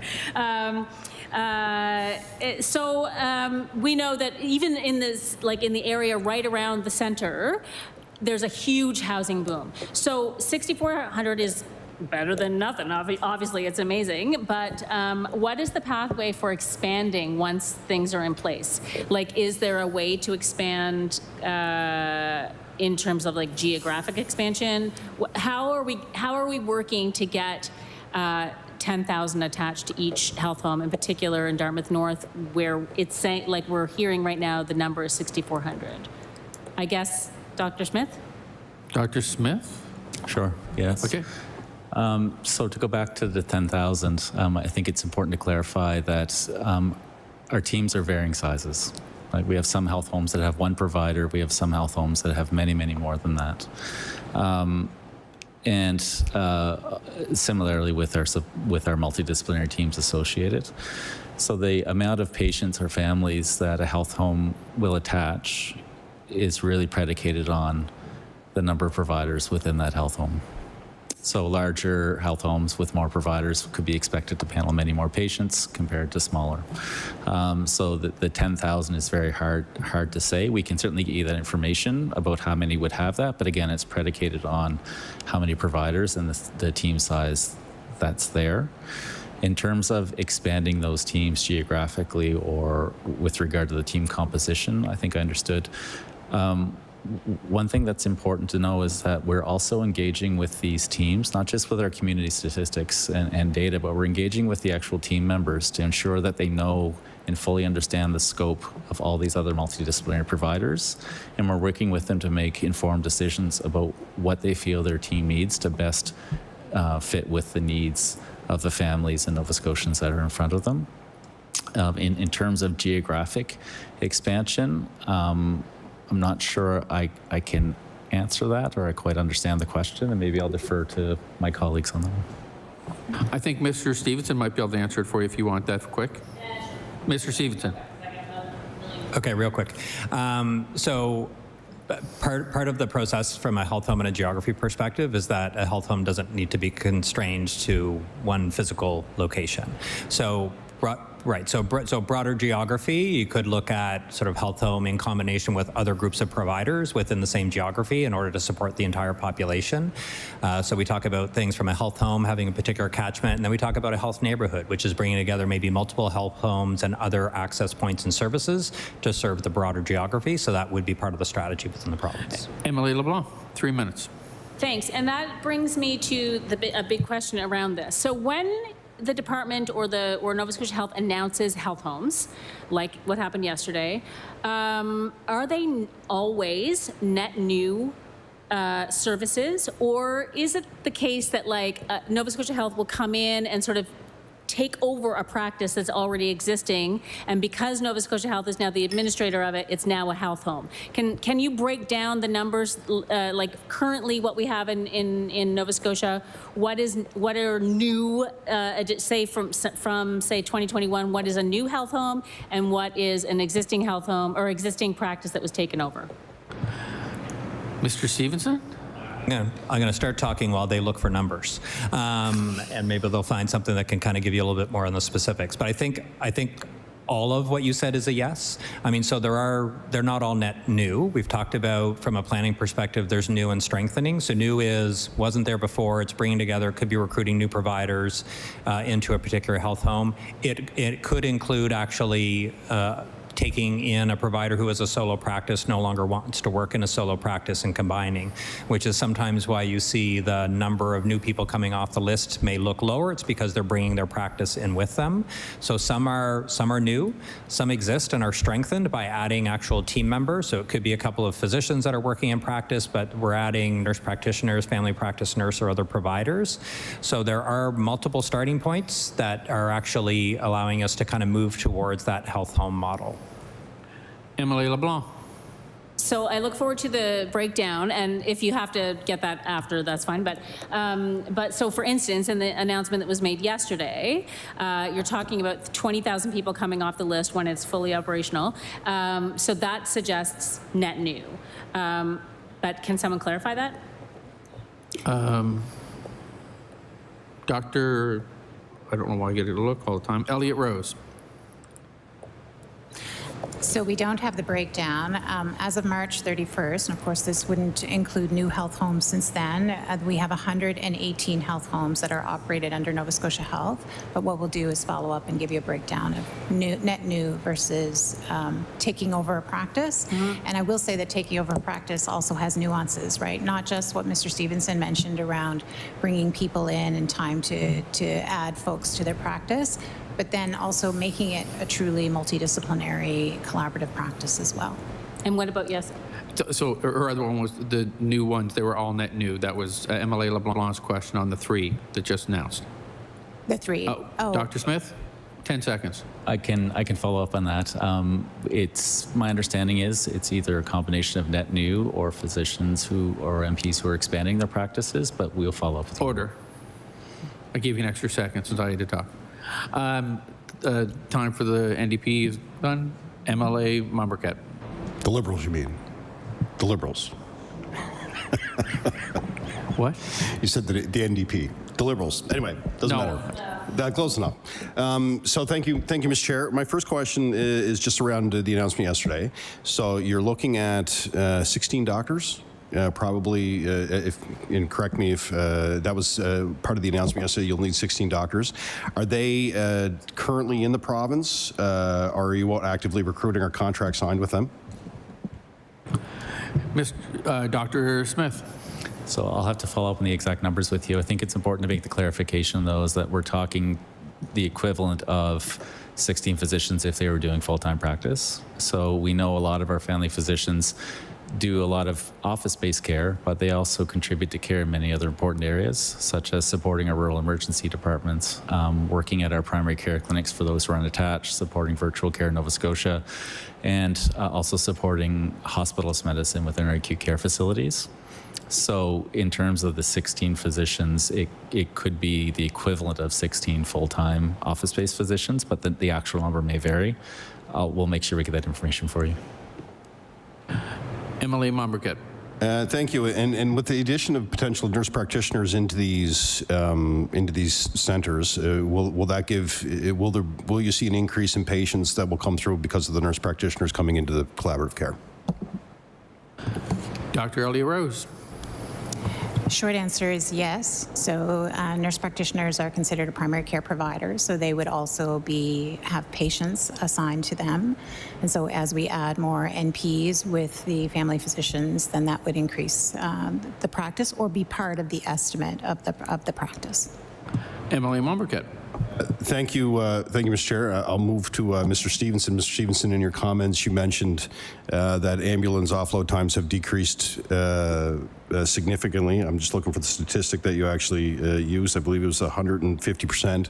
And I reiterate that the ambulance offload times have increased 300% in Cape Breton. So I guess my question through you to Mr. Stevenson, can we explain what's happening in Cape Breton when it comes around to this difficult issue around ambulance offload times? Mr. Stevenson. I can't, based on the information that you're providing. I think it could be based on, I'd have to know the timeframes that you're sort of looking at from a before and after perspective. The last available information I had specific to, I think you're referring to Cape Breton Regional Hospital from 2023 to 2025. It actually had a reduction of about 150 minutes between those two timeframes. So if you've got a different starting and ending point than what I'm referencing, we can come up with a different number, and that may be part of the explanation. Emily Mombercat. And thank you. I'm happy to talk to you afterwards too, as well, if we want to talk about the numbers. It's just, we've seen a large increase in Cape Breton at the regional, and as I've said, we've talked about this over the years when it comes to the ER in Cape Breton too, as well as having the highest wait times really in the province, and we hear it from families in Cape Breton that have had to use the emergency services. So I guess my next question is around to Dr. Smith and Dr. Rose, as you're planning your work on where to expand and invest in collaborative practice teams, do you look at where in the province has the lowest attachment to expand services there as critical areas? Dr. Elliott Rose. Thank you for the question. Referencing some of the conversation earlier, yes. So we would be looking at the health needs of Nova Scotians and looking at the resources that are available in that local geographic area, looking at the need, of course, to be attached in that area, looking at some of the other primary care access opportunities that Dr. Smith and others have referenced, and then that will help us determine priority across the province. Emily Mumberget. Thank you, Mr. Chair. My next question is really, we talk about Clare is probably one of the best examples in the province, and that was a community that really came together over the years to really provide some of the best attachment in Nova Scotia when it comes to attaching folks to primary care. But again, I go back to the fact that the province no longer publishes this information. These were statistics that were openly available to people on a monthly basis, being reported. And again, I go back to the fact and ask the question to the committee of why this information isn't public anymore. Mr. Stevenson. Thank you. So as mentioned previously, there's still a lot of effort going on with respect to the validation. We do anticipate that will continue to be an ongoing process. So there's a strong desire, I think, for all of us to be confident with the numbers that are published at a very detailed level, and recognizing that validation process, continues to require a reach out to individuals that are on the registry to make sure that they are still seeking care. The numbers, I say, we have confidence with from a broad perspective and a broad geography to be able to use from a planning perspective. We want to make sure that we're comfortable and confident with the registry, how we're redesigning that, what its potential future use could be before we release any detail or data at a level different than what we are today. Emily Mumberget. And just clarification on the list. So folks who access virtual care, are they removed from the list? Or do they have to be attached to a team? Mr. Stevenson, or? If they are attached to a primary care provider, as described by Dr. Smith earlier, they can continue to use virtual care as a basic service, which is where all Nova Scotians have access to free appointments.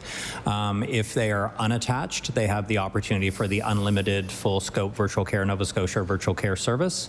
Once you are attached to a provider, you don't have access to that same virtual care. Because if you are using the virtual care as an unattached, that does not mean you're attached. You're still on the registry if you're logged onto the registry and you're still seeking attachment to a team. Yeah. Emily Mumberget. Thank you, Mr. Chair.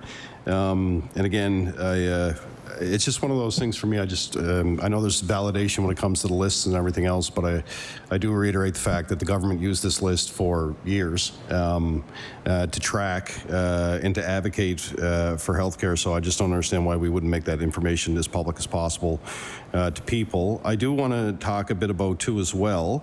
Just making sure I got all my questions in. I'll go back, as of the last update, Nova Scotia, more than 90,000, as we've learned today, are still on the list without a family doctor. My questions for you is as you're attracting doctors to communities across Nova Scotia, what other incentives are you providing to doctors? There's been incentives over the years around tuition relief to go to rural communities. We know that there's some infrastructure happening at CBU and some other aspects, but what are really kind of the key pieces for you to attract doctors into smaller rural Nova Scotia? Dr. Smith? Thanks. So we do have a comprehensive incentive program for physicians, and we can certainly get you the details on that. I will say that there are very competitive incentives for rural care, especially, both to help people offset moving costs, but also to recognize the contribution they're making and their commitment to those communities. We'll make sure we get you a full detail of our recruitment plan and incentives. Thank you. MLA Mumberget. Thank you, Madam. Thank you, Mr. Chair. I'm used to the speaker. I'm used to the speaker being there. Thank you, Mr. Chair. So, just a quick question: what's the average roster for a family doc outside of a collaborative care clinic? Who has that? Dr. Smith. So that's very hard to answer. Physicians, where they're not employees of Nova Scotia Health, they do have the autonomy to carry what panel size they would want to carry. So it is up to them, and it's up to us to support them in that way. Physicians both outside of multidisciplinary collaborative practices and within, either in those practices or folks who are operating independently within the community, they are autonomous in terms of how many patients they would like to carry. So it's hard to say on average what those numbers would be. They're highly variable across the province.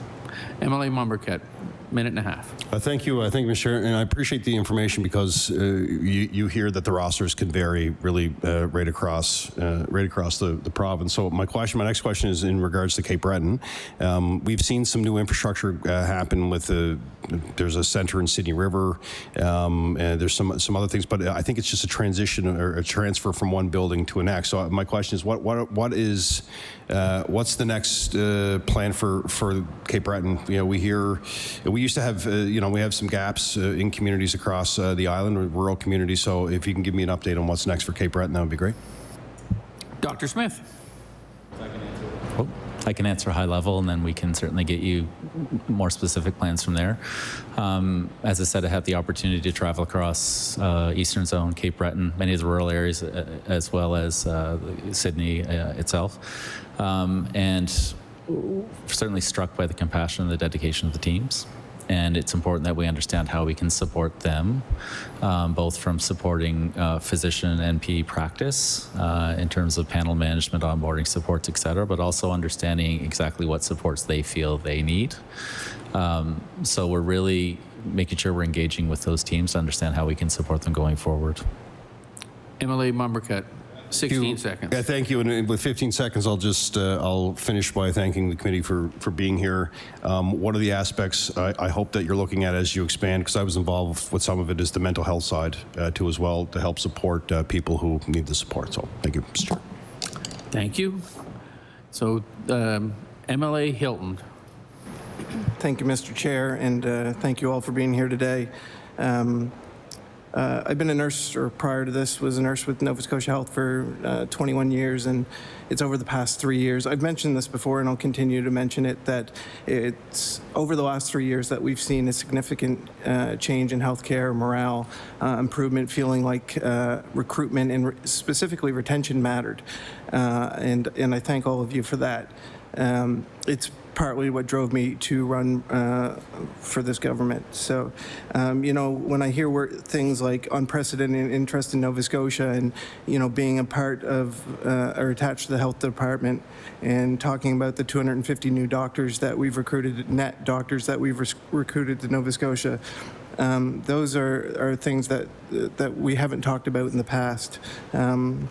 We have things like the first class graduating from the PACE clinic, CBU accepting its first class, I believe, later this fall.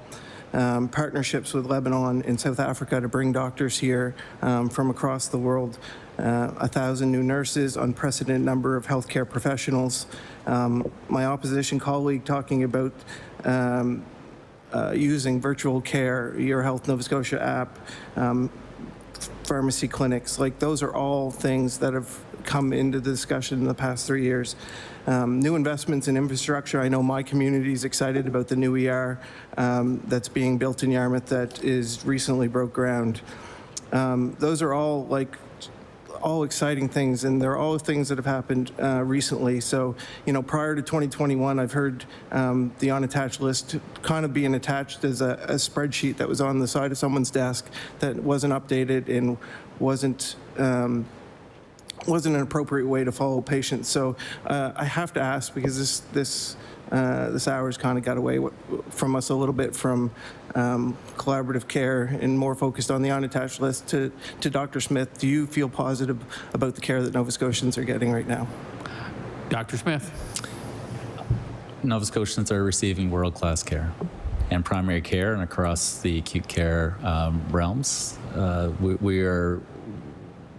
We're second to none in terms of the quality of care we're providing, both in terms of how our physicians are providing care across family medicine and specialty services. As Dr. Elliott Rose has said, our MPs, all the other multidisciplinary care providers. I'm very confident that Nova Scotians are receiving world-class care. Emily Hilton. And I totally agree, and I think it's important that we instill that, and that be the message that leaves here today for all Nova Scotians, that things are improving. Do you believe without these initiatives that we would be talking prior to 2021, if things continue, would we be talking about a number that's decreasing or increasing? Dr. Smith? So what I can say is I have the opportunity, as I said, to be involved in recruitment activities for folks both within Canada and across the world. And some of the developments that have happened in terms of our primary care and acute care systems and how we've approached collaboration, as well as very competitive payment options for family physicians, I'm consistently struck by the national and international interest in coming to Canada, to Nova Scotia to practice specifically. We're in a very, very good place in terms of recruitment and interest in coming to join our team. Emily Hilton. Thank you very much for those answers. It's much appreciated, and I hope that's the message that leaves here today. So just back to the topic, multidisciplinary care is so important in the caring for patients in hospital. Could you talk about the impact in professional or interprofessional teams at the regional hospitals, along with the launching the early mobilization program for older adults is having on patient outcomes and early discharges? Dr. Elliott Rose. Yeah, thank you for that question. So if we think about the patient journey, and someone comes into hospital, we want them to stay in hospital only for the length of time they need to be there to get their medical care needs met. And then, of course, have the supports to go back to the place where they call home. So the mobility team and the mobility initiative is really part of the team working on the acute care units, on the inpatient units, who enable that to happen. So making sure people are up and moving around appropriately and feeling their best and getting ready to go home is part of making sure that they leave hospital when they should. And that's not only good for the individual to go home and heal and be well with their family and in their community, it's also important from a service and a system perspective, because then that frees up a spot for the next Nova Scotian who needs surgery or who needs care in the hospital. And we know mobility is one of the key things that we need to do as humans. We need to get up and appropriately move around in the best way that we can to feel well. And it also helps in rehabilitating and going home sooner. So yeah, the mobility team has done an amazing amount of work. It's a key strategic initiative at Nova Scotia Health. Emily Hilton. Thank you for that answer. The new physician agreement had several elements to encourage moving to more multidisciplinary care. One of them was the allied health practitioner pilot. Could someone please talk about that, what that program is and how it's going? Dr. Smith. There you go. There we go. The pilot is a great development. It supports folks who are not within Nova Scotia Health turnkey environments to have multidisciplinary folks on their care teams. So it will provide practitioners, I believe it's up to 110,000 per provider from a approved list to offset the cost of having these folks within their care environments. There's been great uptake in that thus far. As I said previously, physicians are very interested and want to work in these care environments. And the pilot has allowed folks who are not within the turnkey environment to really benefit from that multidisciplinary team. Emily Hilton. Actually, I'm going to... Emily Sheehy-Richard. Thank you, Chair. I just want to go back and touch a little bit. I think that Dr. Elliott Rose had mentioned about the transition of older individuals back to the place they call home. But transitional care is really another great example of multidisciplinary care and how it's making a huge difference. I know my husband's aunt recently had a terrible fall and broke her kneecap so badly she required immediate emergency surgery. So taking up the acute care bed, but as she transitioned, she got ready and was moved to Hogan Court, which in my mind looks how great that is, because not only is she now in a place that she can get her actual care that she needs at this point of her healing process, but it freed up an acute care bed so that somebody else that maybe needed it a surgery has the opportunity to use the bed. So I feel that, not only has things improved that way, but things have proved really with this government in non-traditional or innovative ways, if you will. So I was wondering, in the brief time that's left, if you could speak a little bit more about Hogan Court specifically and the model of care that's offered there, but also the bridge and the type of model of care that's there, because I know recently that was expanded for another term of operation. So I'm looking at you, but it is you. Yes. Thank you. Dr. Elliott Rose raised first. And thank you for that question. It's very exciting. I will say that there are transitional care spaces and opportunities across the province. So I just wanted to say that there's our spaces at St. Martha's, at the VG, at the Yarmouth Regional, and certainly West Bedford is a prime example of wonderful system partnership and multidisciplinary teams in action.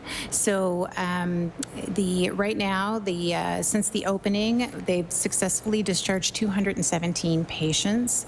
And I mean, just to pause for a moment, that saves 13,831 total patient days in acute care. So think of how many more Nova Scotians we can serve, because we can move folks to a more appropriate space where they can actually be rehabilitated. And I've toured the space a couple of times, and it is phenomenal and has wonderful services for the teams working there. And I think the other thing that really struck me is that patients can have their family members be actively part of their care, which is so important as you think about transitioning back to wherever you call home, right, and to your home communities. So there are NPs, RNs, licensed practical nurses, care team assistants, occupational therapists, physiotherapists, dietitians, social workers, all part of that team, and physicians as well, all working together to make sure people get home as soon as possible, get the rehabilitation that they need in West Bedford, and then move home as soon as possible. And I have details too around the care model there if folks are interested. So the bridge was established in 2023, and it's Atlantic Canada's first integrated shelter healthcare initiative. So I will say I've had many calls from team members over the years. I used to work at the IWK, and I'd be on call, and I'd get calls from team members who would say, we have someone here who doesn't need medical care, someone in the emergency department, but they don't have anywhere to go. And what are we going to do about that? And so really the bridge is about serving those needs and people who need to transition into a space to feel safe. The shelter, it shelters 190 residents over 7 floors. And we're very excited that that service has been extended. So thank you. MLA Richard with 10 seconds. Thank you for sharing that. I actually wasn't aware of the other transitional facilities, so that's good to hear that they are spread more broadly. Order. Yeah, thank you. So that concludes questions. So this part will be closing remarks, and what we'll do is we'll start with Mr. Stevenson and work that way. So Mr. Stevenson, any closing remarks? Just briefly and quickly, I do appreciate the opportunity for us to be here collectively to talk about the importance of team when it comes to care, and lots of great questions and conversation. Really important that we had an opportunity to kind of recognize all the different team members that contribute towards care for Nova Scotians. It's not just a physician and it's a nurse practitioner. It's all the way through the team composition and the staff that support that directly within a care environment or in a supporting environment. It's an incredibly important topic. It's getting national and international attention within Nova Scotia. We take it very seriously. We're investing in it. We are keen to continue to expand that, not just from a primary care perspective and in all care environments, because of the results that it's actually showing for the province. We're seeing reductions in, as been alluded to, in our acute care capacity, which is giving us other opportunities. We're seeing reduction in those that are actually showing up in the emergency department, and we're seeing improvements in those that are being attached to primary care. So it's an important topic, and we appreciate the opportunity to be here. Thank you. Speaking of team, Ms. Knight, do you have anything to close in? They didn't ask you much, so just giving you closing if you like. Just thank you for the opportunity. And as somebody who sits in a policymaking seat, it's always really valuable to hear a little bit more firsthand around the experiences of Nova Scotians. As everything we do, we want to keep Nova Scotians at the center. So thanks for the real-time examples, sharing from your constituencies, and we'll take that away. It's very valuable. Thank you. Dr. Elliott Rose. And I echo the thanks for the opportunity. I would say this conversation is actually an intersect of the three loves in my career. One is clinical care, of course, as a clinician. The second is needs-based planning. So we're actually thinking about how do we plan services based on the needs of Nova Scotians, which is so important. And the third is workforce planning. So that is actually an area of great interest, and we're doing a lot of work, as all have shared here, around recruiting the best talent to Nova Scotia, retaining wonderful talent to Nova Scotia. We often say we want people to grow their health careers, live in the beautiful communities of Nova Scotia, and so thank you for this opportunity. Thank you. Dr. Smith. Also, thanks for the opportunity. We've spent some time talking about specific care teams and contexts, but I just want to highlight that Nova Scotia Health is a multidisciplinary team of 40,000 people who care very deeply about providing the best possible care for Nova Scotians, and thank you for the opportunity to share the work we're doing. Thank you. You're all excused. We only have some quick things, so instead of doing a recess, I figure we'll go through them if that's agreed. So, Universal Youth Services, alternative witness, Maureen Brennan, Director of Mental Health and IWK, has informed us that the approved witness, Daphne McNutt-McLeod, Director of Integrated Youth, is not available. And at September 19th meeting, Ms. Brennan has assured us that they've got the right representative in her place. Is that agreed upon? Any objection? Okay. Reminder, August 1st, have caucus agenda, so we can do an agenda setting thing. And any other items? So the next meeting is August 12th, 1 p.m. to 3 p.m. here, primary health care attachment. Witnesses, Department of Health and Wellness, Nova Scotia Health, Nova Scotia College of Family Physicians, Doctors Nova Scotia. We are adjourned. Thank you.